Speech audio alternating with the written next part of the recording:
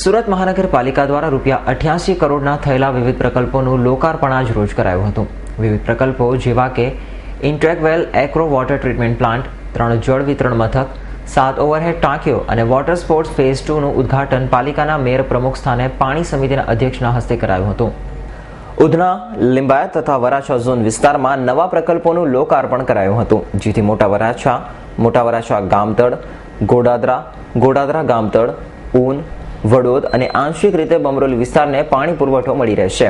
પાલિકા દ્વારા આ વિસ્તારોને દરરોજ 24 કલાક પાણી આપવાની યોજના છે, જે થકી સંબંધિત વિસ્તારના રહીશોને પાણી પુરવઠો પૂરતા દબાણથી મળવા સાથે પાણીનો સંગ્રહ કરાવવામાંથી તેમજ ગંદા પાણીની ફરિયાદોમાંથી મુક્તિ મળશે।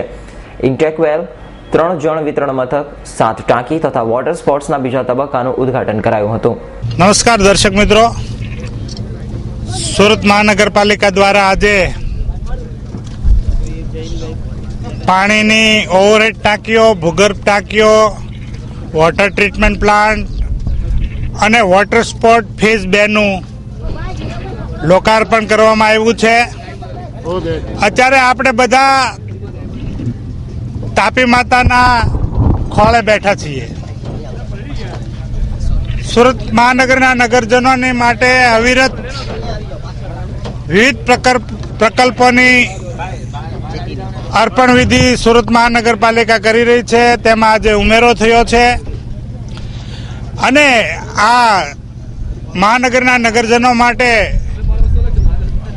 એમના સુખ સગવડના તમામ પ્રકલ્પો, આનંદ પ્રમોદ અને જરૂરિયાતના આ બધા જ પ્રકલ્પો મહાનગરપાલિકા સુપેરે પાર પાડી રહી છે, લોકાર્પણ કરી રહી છે। ત્યારે હું આજે આ 13 જેટલા આજે લોકાર્પણ છે એ નિમિત્તે આ સૌ મહાનગરના નગરજનોને ખૂબ ખૂબ શુભકામના પાઠવું છું।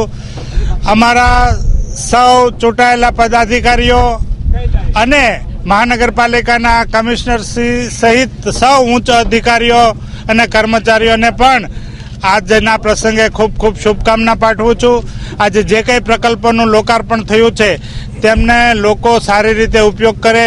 ખાસ કરીને પાણીના ટાંકીઓનું જે લોકાર્પણ થયું છે, જે ભૂગર્ભ ટાંકીઓ છે, ઓવરહેડ ટાંકીઓ છે, ટ્રીટમેન્ટ પ્લાન્ટ છે, તો આ બધાના કારણે સુરતને જે આપણે પાણી પુરવઠો મહાનગરપાલિકા પૂરો પાડી રહી છે તેમાં ખૂબ વધારો થવાનો છે અને ખૂબ વિશાળ માત્રાની અંદર પાણી પુરવઠો ઉપલબ્ધ થશે અને મોટાભાગનો વિસ્તારને આમાં આવરી લેવામાં આવ્યો છે। ફરીવાર આ શહેરના તમામ નાગરિકોને હું મારી શુભકામના પાઠવું છું। ધન્યવાદ।